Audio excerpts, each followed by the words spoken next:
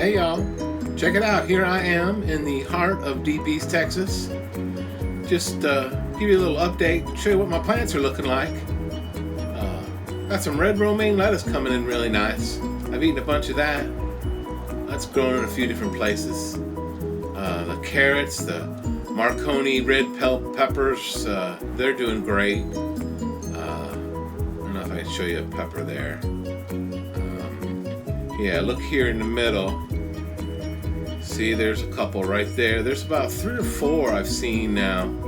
About 4 inches long. That's some Malabar spinach, man. It's rocking already when it takes off. I've already picked a bunch of beets. I'll show you what I did with them in a minute.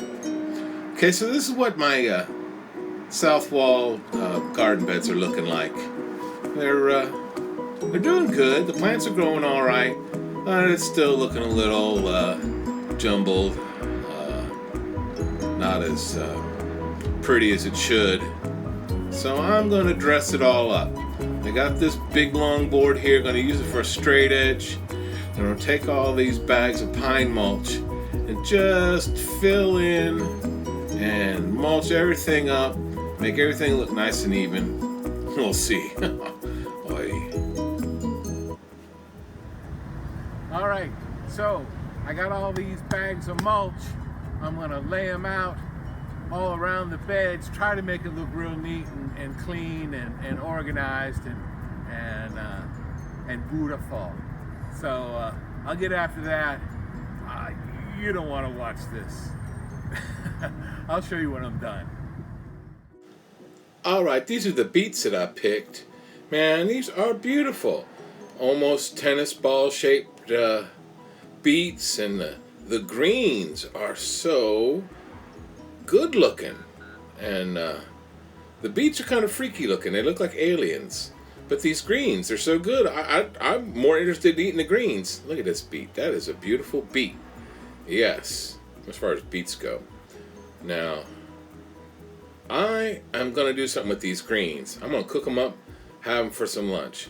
These guys I think I will roast up and do something with later. But got to do something with those greens. Man, boy, those things look freaky. All right, so wash these greens up, and I'm going to de-stem them. Look at that, pretty. Man, that's nice. And they're just tear a little bit on each side of the stem and zip it right off. That's real easy. One more time, so you just start them a little bit and zip it right off. Now, check that out. Isn't that perfect? That's beautiful. What a beautiful...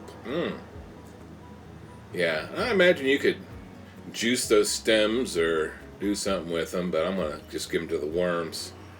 And, man, it just looks like fresh spinach or Swiss chard or something. This is some good-looking greens. And almost done here. Yep. So I think I'll just rinse these off again. Get them all shook loose, dried off. All right, gonna chop this stuff up here, real rough cut, nothing fancy. It's all gonna cook down.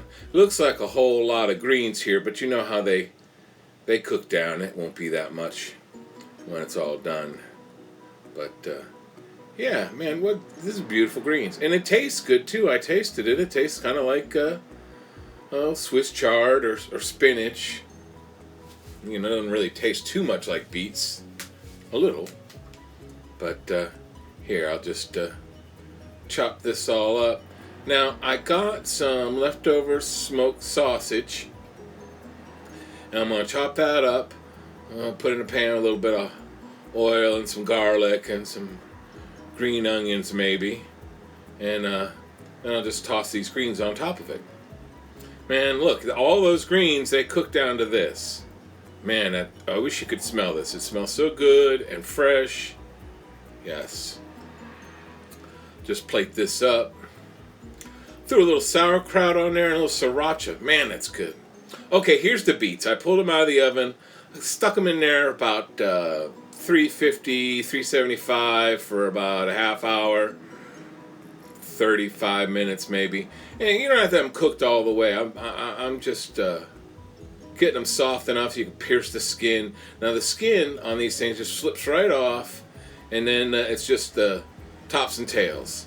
You know, cut the little root off and stems. You know, leave the stems on there when you cut it off the leaves. Gives you something to hold on to when you're peeling them and trimming them up, because they're kind of slippery and they'll stain everything they touch.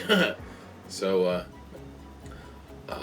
okay. I told you I was going to make some, no, I didn't tell you. I'm going to make some pinkled eggs.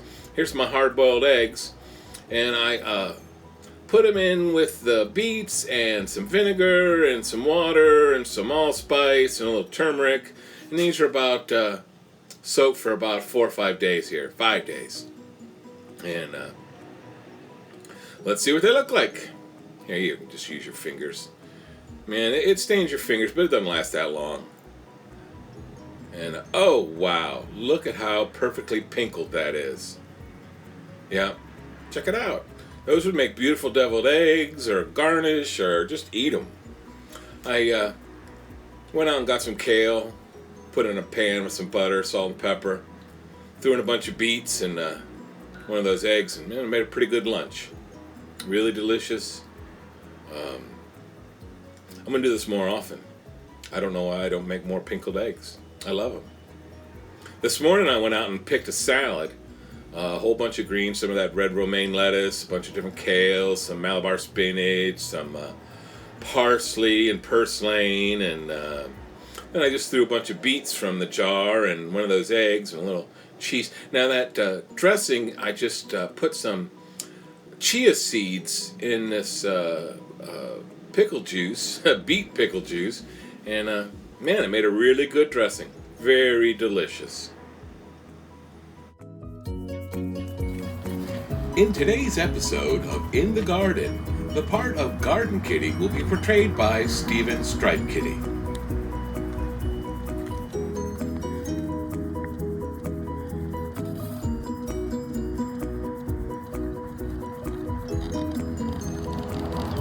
Meow.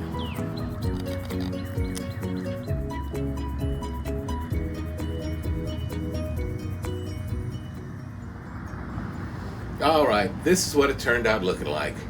I got all the wood chips laid out, tried to make it as even and as straight as I could. I think I did a pretty good job. It looks nice. I've got a bag of wood chips left over in case this starts to settle or needs some leveling out when I get a better look at it. But I think it looks pretty good. And I don't think anybody's going to be able to complain that it looks sloppy. So, that's all good. All right, well, hey, thanks for sticking around and watching the video. Hope you're having a good day, and I'll see you next time in the garden.